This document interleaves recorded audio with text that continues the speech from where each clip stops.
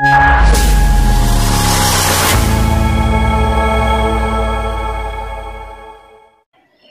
Friends, welcome to SM study point. Friends, आज के আমরা আলোচনা করব চাইল্ড ডেভেলপমেন্ট এন্ড পেডাগোগি থেকে। টপিকটা আমাদের কাছে টেট 1 এবং টেট 2, টেট 1 এবং টেট 2 দুটোতেই আছে। তোমরা মনোযোগ সহকারে ক্লাসটা দেখতে পারো। আমাদের কাছে টপিকটা হলো assessment for learning and assessment of learning থেকে কনসেপ্ট, তার সঙ্গে অনেকগুলো কোশ্চেন নিয়ে আমরা আলোচনা করব। যারা যারা ভিডিওতে ক্লিক করেছো তোমরা ধৈর্য সহকারে ভিডিওটা একটু দেখো, আশা করি কনসেপ্টটা ক্লিয়ার হবে, কোশ্চেনগুলি সম্পর্কে তোমরা অবগত হতে পারবে। তার পাশাপাশি শুরু করার আগে একটা কথা বলে রাখছি, যারা যারা আমার কাছ থেকে নোট নিতে চাও বা পেড মক টেস্ট দিতে চাও বা আমার সেন্টারে এসে পড়তে চাও, অবশ্যই এই যে স্ক্রিনে দেওয়া নম্বরে যোগাযোগ করতে পারো। এসে তোমরা ক্লাস করে দেখবে, ক্লাস করে যদি ভালো হয় তোমরা তারপরেই অ্যাডমিশন হতে পারো, নোটস নিতে পারো। এবং আমার একটা গ্রুপ আছে, যে গ্রুপটাতে ফ্রি মক টেস্ট হয়ে থাকে, ভিডিও কমেন্ট সেকশনে লিঙ্ক দেওয়া থাকবে, লিঙ্কে ক্লিক করে অ্যাড হতে পারো। আর পেড মক টেস্টে অংশগ্রহণ করতে হলে তোমাদের ওয়ান টাইম একটা পেমেন্ট করতে হবে, ঠিক আছে, যেটা রেগুলারলি হয়ে থাকে। চলো আমরা স্টার্ট করছি। আমাদের কাছে প্রথমে কি আছে? আমাদের কাছে প্রথমেই আছে এখানে অ্যাসেসমেন্টের ধারণা, ঠিক আছে, কনসেপ্ট অফ অ্যাসেসমেন্ট।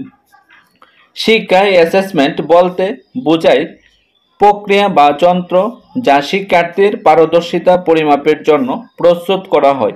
অর্থাৎ বলা হয়েছে শিক্ষায় অ্যাসেসমেন্ট বলতে কোন প্রক্রিয়াটাকে, কোন একটা প্রক্রিয়া বা যন্ত্র যা শিক্ষার্থীদের পারদর্শিতা পরিমাপের জন্য প্রস্তুত করা হয়, ঠিক আছে। নেক্সট, কোনো কর্মসূচির উদ্দেশ্য কি পরিমাণে অর্জিত হয়েছে তার পরিমাপের সঙ্গে যুক্ত। অর্থাৎ কোনো একটা কর্মসূচি কি পরিমাণে অর্জিত হয়েছে তার পরিমাপের সঙ্গে যুক্ত অ্যাসেসমেন্টটা, ঠিক আছে।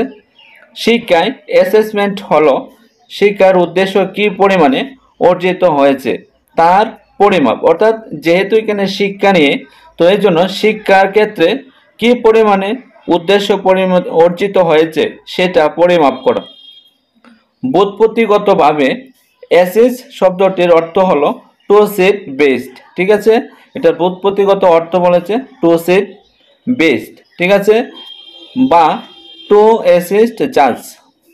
এই অর্থে অ্যাসেসমেন্ট হলো তথ্য সংগ্রহ ও তার ব্যাখ্যার জন্য বিন্যাস করার প্রক্রিয়া বিশেষ, ঠিক আছে। এই অর্থে বলা যায় তথ্য সংগ্রহ ও ব্যাখ্যার জন্য বিন্যাস করার প্রক্রিয়া বিশেষ, যার ভিত্তিতে শিক্ষার্থীর পারদর্শিতা বিচার করা হয়। আর যার ভিত্তিতে শিক্ষার্থীদের পারদর্শিতা বিচার করা হয়ে থাকে। ফ্রেন্ডস, তোমরা ভিডিওটা স্কিপ না করে দেখো, আশা করি কনসেপ্টটাও ক্লিয়ার হবে। এই চ্যাপ্টার থেকে যে কোশ্চেনগুলো হতে পারে, এই কোশ্চেনগুলো তোমাদের অনেকটাই হেল্প করবে, ঠিক আছে। নেক্সটে দেখো,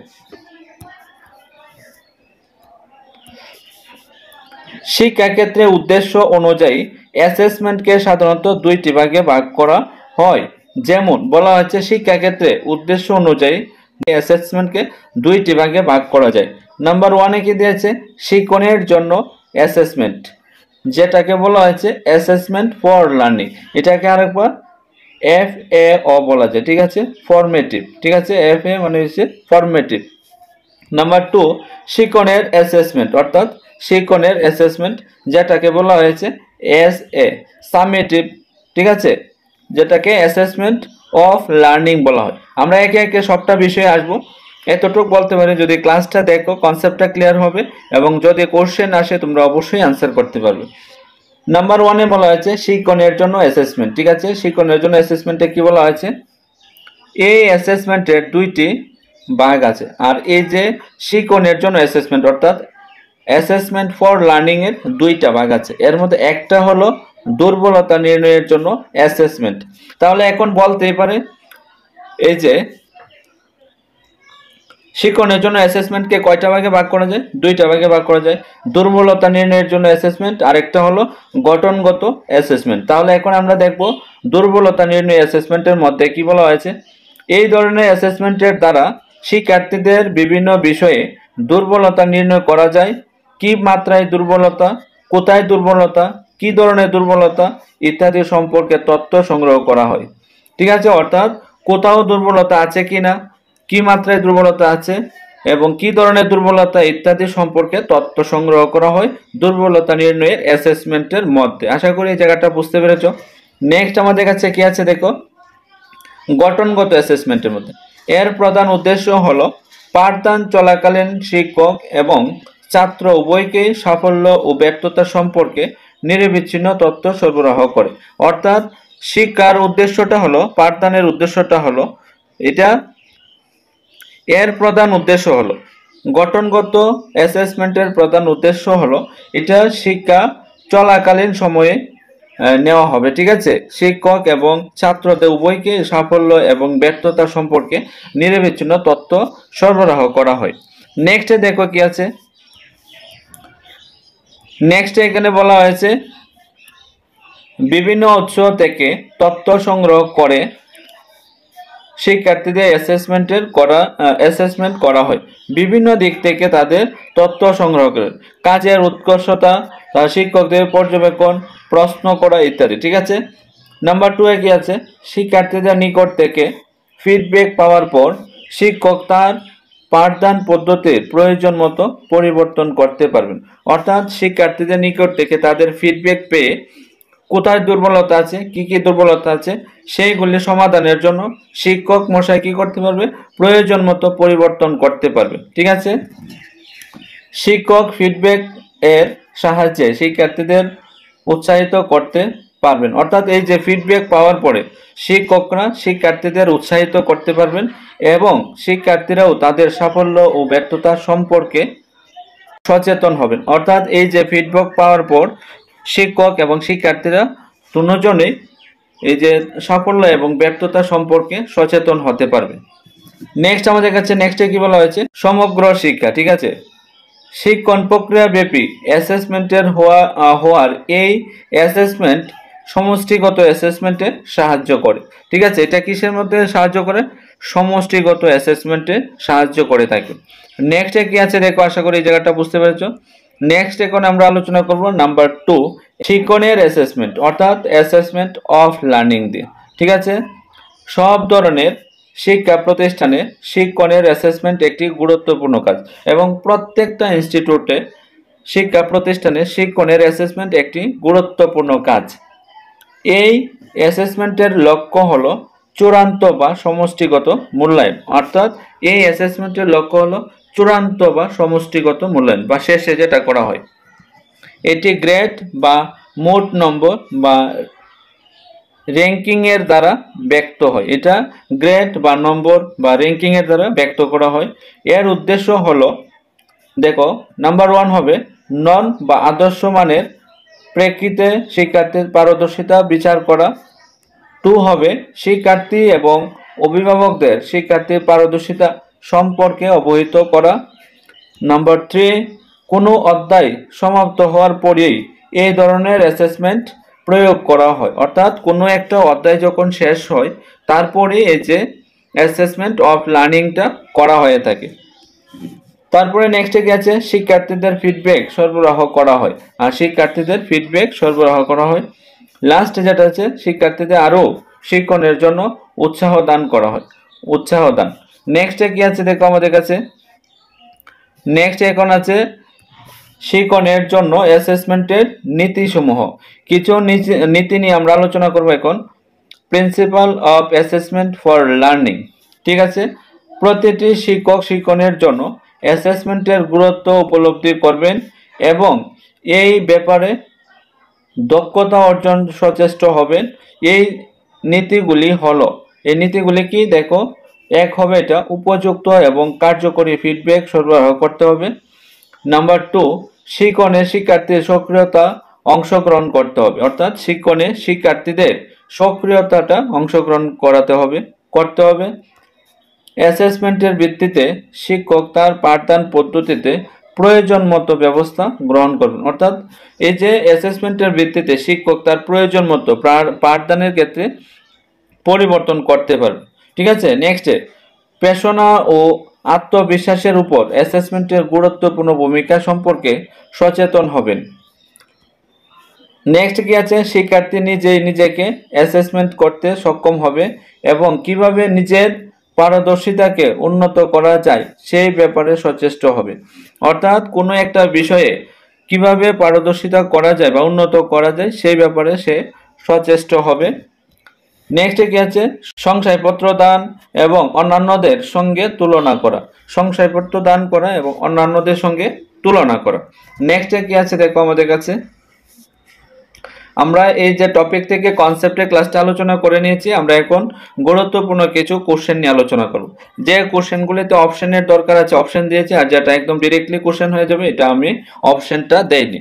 দেখো এখানে বলা হয়েছে ফরমেটিভ ইভ্যালুয়েশন, এটা হলো একটা কর্ম চলাকালীন মূল্যায়ন, অর্থাৎ পাঠ চলাকালীন সময়ে যে মূল্যায়নটা করা হয় এটাকে বলা হয় ফরমেটিভ। ঠিক আছে, দেখো সামেটিভ ইভ্যালুয়েশন, সামেটিভ আমরা বলেছিলাম এসে যেটাকে একদম চূড়ান্ত, দেখো এখানে বলা হয়েছে চূড়ান্ত মূল্যায়ন। ঠিক আছে, চূড়ান্ত মূল্যায়ন। নাম্বার 3, কোনটি মূল্যায়নের উদ্দেশ্য নয়, বলা হয়েছে কোনটি মূল্যায়নের উদ্দেশ্য নয়। অপশন এ দিয়েছে মূল্যায়ন সুশিক্ষণে সাহায্য করে, অপশন বি দিয়েছে মূল্যায়ন শিক্ষণ পদ্ধতির উন্নতি সাধন করে সহায়তা করে, অপশন সি দিয়েছে মূল্যায়ন দৈহিক বিকাশ পরিমাপ করে, অপশন দিয়েছে মূল্যায়ন নির্দেশনায় সাহায্য করে। তাহলে কারেক্ট আনসার হয়ে যাবে মূল্যায়ন দৈহিক বিকাশে পরিমাপ করে, মূল্যায়ন দৈহিক বিকাশে পরিমাপ করে। ঠিক আছে, নেক্সট আমাদের কাছে কি আছে দেখো, নেক্সট আমাদের কাছে মূল্যায়নের মূল উদ্দেশ্য হওয়া উচিত। আর মূল্যায়নের মূল উদ্দেশ্য কি হওয়া উচিত, এখানে অপশন হলো, এখানে কারেক্ট আনসার হলো শিক্ষায় কোনো ফাঁক আছে কি না তা নির্ণয়ের উপর উপযুক্ত ব্যবস্থা গ্রহণ করা, অর্থাৎ শিক্ষার মধ্যে কোনো কিছু ফাঁক রয়ে গেছে কিনা সেই বিষয়ে উপযুক্ত ব্যবস্থা গ্রহণ করা। নাম্বার 5, নিচের কোনটি গঠনগত মূল্যায়নের একটি উদাহরণ নয় বলেছে। তাহলে দেখো assessment, option A, option B দিয়েছে মৌখিক প্রশ্ন, অপশন সি দিয়েছে টার্ম টেস্ট, অপশন ডি দিয়েছে কুইজ ও খেলা। তাহলে এখানে সি নাম্বারটা হবে আনসারটা, অর্থাৎ এই যে সি নাম্বারটা আমাদের অ্যাসেসমেন্টে ছিল না, টার্ম টেস্ট এরকম কোনো অ্যাসেসমেন্ট ছিল না, এইটা হবে নট কারেক্ট। ঠিক আছে, এই যে সি নাম্বারটা। 6 নাম্বার, নিচের কোনটি ফরমেটিভ অ্যাসেসমেন্ট করার কৌশল নয়, বলা হচ্ছে কোনটি ফরমেটিভ অ্যাসেসমেন্ট করার কৌশল নয়। কথোপকথন, অপশন বি দিয়েছে বহু নির্বাচনী প্রশ্ন, অপশন সি দিয়েছে অতি সংক্ষিপ্ত প্রশ্ন, অপশন ডি দিয়েছে মৌখিক প্রশ্ন। তাহলে বহু নির্বাচনী প্রশ্ন হবে এই যে কারেক্ট আনসারটা। ঠিক আছে, এটা হবে নিচের কোনটি অ্যাসেসমেন্ট করার কৌশল নয়, এই যে এটা হবে একটা কৌশল নয় আর কি। ঠিক আছে, বুঝে শুনে আনসার দিতে হবে। নেক্সট আমাদের কাছে কি আছে, 7 নাম্বার দেখো। 7 নম্বরে বলা হয়েছে সত্য মিথ্যা নির্বাচন বিচার পরীক্ষাটি নৈর্ব্যক্তিক পরীক্ষা নিরীক্ষণ এবং সি দিয়েছে প্রতিফলন পদ্ধতির অন্তর্গত মূল্যায়ন পদ্ধতি কৌশল, অপশন ডি দিয়েছে, অপশন ডি হবে স্বয়ং মত প্রকাশের পরীক্ষা। তাহলে কারেক্ট আনসার হয়ে যাবে অপশন এ নৈর্ব্যক্তিক পরীক্ষা। ঠিক আছে, নৈর্ব্যক্তিক পরীক্ষা অপশন এ হয়ে যাবে কারেক্ট আনসার। আমাদের কাছে 8 নম্বর, ক্রমাগত সার্বিক মূল্যায়ন বিদ্যালয়ের মধ্যে সারা বছর ধরে চলে, কি চলে, সারা বছর ধরে চলে। সিসিবি এর পুরো নাম হলো, সিসিবি এর পুরো নাম হলো কন্টিনিউয়াস অ্যান্ড কম্প্রিহেনসিভ ইভ্যালুয়েশন। ঠিক আছে, এই সিসিবি পুরো নামটা। নেক্সট কি আছে দেখো আমাদের কাছে, আমাদের কাছে আছে এখানে নাম্বার 10, মূল্যায়ন হলো শিক্ষা ব্যবস্থার একটি অবিচ্ছেদ্য অঙ্গ। ঠিক আছে, অবিচ্ছেদ্য অঙ্গ। আমাদের কাছে 11 নম্বর, মূল্যায়ন প্রক্রিয়ার অংশ হলো শিক্ষার লক্ষ্য, শিক্ষণ অভিজ্ঞতা, মূল্যায়ন কৌশল ইত্যাদি। ঠিক আছে, আমাদের কাছে 12 নম্বর, শিক্ষাগত পরিমাপের উপর মূল্য আরোপ করার কাজকে বলে মূল্যায়ন। ঠিক আছে, আমাদের কাছে 13 নম্বর, শিক্ষার্থীর আচরণের উপর মূল্যায়ন আরোপের প্রক্রিয়া হলো শিক্ষাগত মূল্যায়ন। এটা কিসের মূল্যায়ন, শিক্ষাগত মূল্যায়ন। নেক্সট কি আছে আমাদের কাছে দেখো 14 নম্বর, পরিমাপ এবং আরোপিত মূল্যায়ন ইকুয়াল টু এটা হবে মূল্যায়ন। আমাদের কাছে 15 নম্বর, সামেটিভ টেস্টের গুরুত্ব হলো 60%, 60%। ঠিক আছে, ফর্মেটিভ টেস্টের গুরুত্ব হলো 40%। ঠিক আছে, ফর্মেটিভ টেস্টের গুরুত্ব হলো 40%। এখন আমাদের কাছে 17 নম্বর কোশ্চেন আছে সিসিই কি, এটা অ্যাসেসমেন্টের প্রক্রিয়া, এটা হলো একটা অ্যাসেসমেন্টের প্রক্রিয়া। ঠিক আছে, নেক্সট আমাদের কাছে 18 নম্বর, সিসিই চালু করা হয়েছিল, কবে চালু করা হয়েছিল, শিক্ষায় অধিকার আইন 2009 চালু করা হয়েছিল। 19 নম্বর, ফর্মেটিভ অ্যাসেসমেন্টের জন্য ব্যবহার করা হয় রেটিং স্কেল, পর্যবেক্ষণ এবং পোর্টফোলিও, ঠিক আছে, এই যে এগুলি ব্যবহার করা হয়। নেক্সটে কি আছে দেখো, নেক্সটে আছে 20 নাম্বার, শিক্ষণের জন্য মূল্যায়ন ব্যবহার করা হয়। এটা হবে শিক্ষণ প্রক্রিয়ার প্রারম্ভে ও চলাকালীন সময়ে, ঠিক আছে, এটা প্রারম্ভে অর্থাৎ শুরুতে এবং চলাকালীন সময়ে এটা ব্যবহার করা হয়। 21 নাম্বার, শিক্ষণের মূল্যায়ন ব্যবহার করা হয় শিক্ষণ প্রক্রিয়ার সমাপ্তিতে। শিক্ষণের মূল্যায়নটা সমাপ্তিতে ব্যবহার করা হয়, ঠিক আছে। আমাদের কাছে 22 নাম্বার, শিক্ষণের জন্য মূল্যায়ন হলো এক ধরনের ফরমেটিভ অ্যাসেসমেন্ট, ঠিক আছে, ফরমেটিভ অ্যাসেসমেন্ট। 23 নাম্বার, শিক্ষণের মূল্যায়ন হলো এক ধরনের সামেটিভ অ্যাসেসমেন্ট। আমি বলেছিলাম এগুলি হলো S A summative, S A হলো সামেটিভ, এফ এ হলো ফরমেটিভ, ঠিক আছে। আমাদের কাছে নেক্সটে কি আছে দেখো, 24 নম্বর, শিক্ষণের জন্য মূল্যায়নের ক্ষেত্রে গুরুত্ব আরোপ করা হয় অনবরত নির্দেশনা সংক্রান্ত বা পরিশোষণমূলক কৌশল, ঠিক আছে।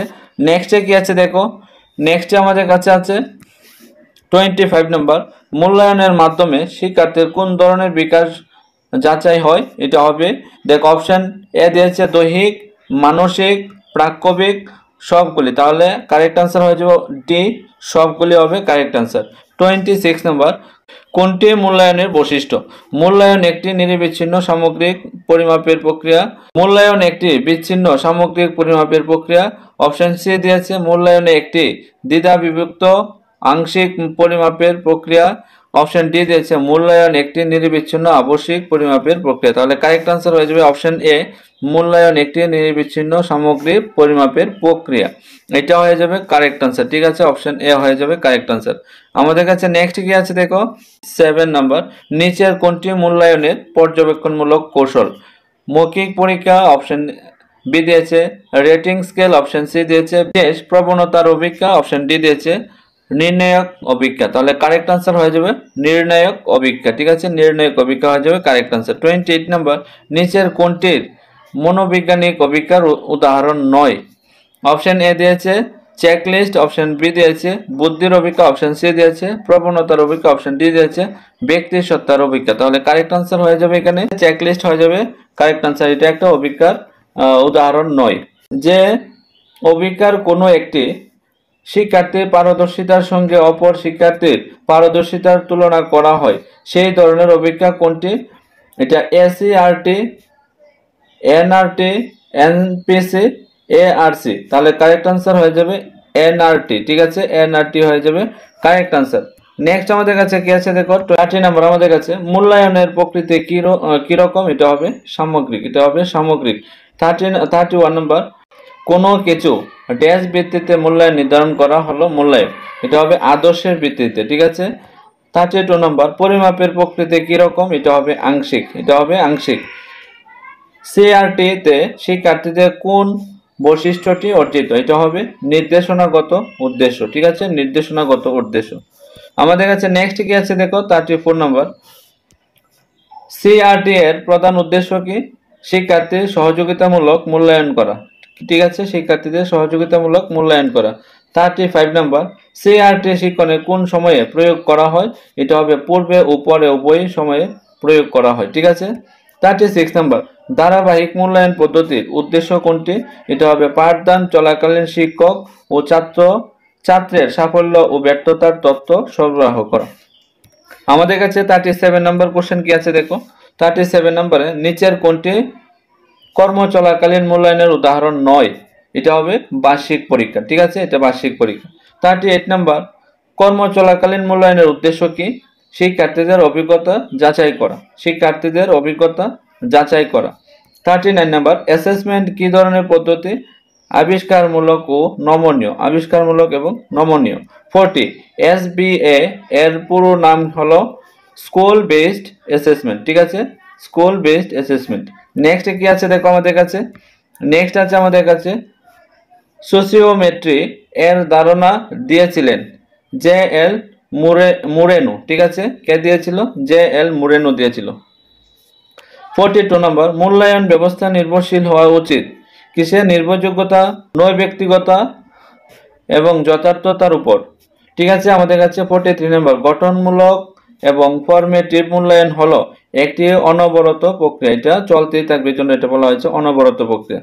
পোর্টফোলিও শিক্ষার্থী বিকশিত করতে সাহায্য করে দক্ষতা, ঠিক আছে, দক্ষতা বিকশিত করতে সাহায্য করে। নেক্সটে কি আছে 45 নম্বর, শিক্ষার মূল্যায়ন হলো সামগ্রিক উদ্দেশ্যভিত্তিক একটি অবিচ্ছেদ্য প্রক্রিয়া, শিক্ষার্থীদের গুণগত এবং পরিমাণগত বৈশিষ্ট্যের সমন্বয়। 47 নম্বর, কিউমুলেটিভ রেকর্ড কার্ড, এটা কি শিক্ষার্থীদের সম্পর্কে যাবতীয় তথ্য একত্রে সংগ্রহ করা। 47 নম্বর, ত্রিমাত্রিক মূল্যায়ন পদ্ধতি সম্পর্কে বলেছিলেন বেঞ্জামিন, বলেছিলেন, ঠিক আছে, বেঞ্জামিন। নেক্সটে কি আছে, নেক্সট আছে এখানে একগুচ্ছ প্রশ্নের সমষ্টি হলো অভিজ্ঞা, অপশন বি হলো পরিমাপ, অপশন সি হলো নির্ধারণ, অপশন ডি হলো মূল্যায়ন, ঠিক আছে। কারেক্ট আনসার হয়ে যাবে অভিজ্ঞা, এ নাম্বার হবে কারেক্ট আনসার। 49 নম্বর, পরিমাপের প্রথম ধাপ হলো কি পরিমাপ করা হবে সেই সম্পর্কে সিদ্ধান্ত নেওয়া। অপশন বি হলো অভিজ্ঞার বিষয় নির্ণয়, অপশন সি হলো অভিজ্ঞার গঠন, অপশন ডি হলো উপরে কোনোটাই নয়। কারেক্ট আনসার হয়ে যাবে কি পরিমাপ করা হবে এবং সেই সম্পর্কে সিদ্ধান্ত নেওয়া, এটা হয়ে যাবে কারেক্ট আনসার, অপশন এ হয়ে যাবে কারেক্ট আনসার। নেক্সট আমাদের কাছে কি আছে, আমরা লাস্ট পর্যায়ে এসে পড়েছি। 50 নম্বর, ফরমেটিভ ইভ্যালুয়েশনের উদ্দেশ্য হলো শিক্ষার্থীর শিক্ষামূলক পরিবর্তন পর্যবেক্ষণ করা। 51 নম্বর, শিক্ষাগত মূল্যায়ন বলতে বোঝায় শিক্ষার্থীর পারদর্শিতাগত মূল্যায়ন। ফ্রেন্ডস, এই ছিল আমাদের আজকের assessment for learning and assessment of learning থেকে প্রথমে কনসেপ্ট, তারপর গুরুত্বপূর্ণ কিছু কোশ্চেন নিয়ে আলোচনা। আশা করি তোমাদের কাছে ভালো লেগেছে ক্লাসটা। যদি ক্লাসটা ভালো লেগে থাকে তোমরা অবশ্যই বিভিন্ন জায়গাতে শেয়ার করে দিবে এবং কমেন্ট সেকশনে জানাবে তোমাদের কাছে ক্লাসটা কিরকম লাগছে। এবং যারা এখনো আমার চ্যানেলটাকে সাবস্ক্রাইব করে রাখুনি অবশ্যই সাবস্ক্রাইব করে রাখতে পারো টপিক অনুসারে ভিডিও পেতে।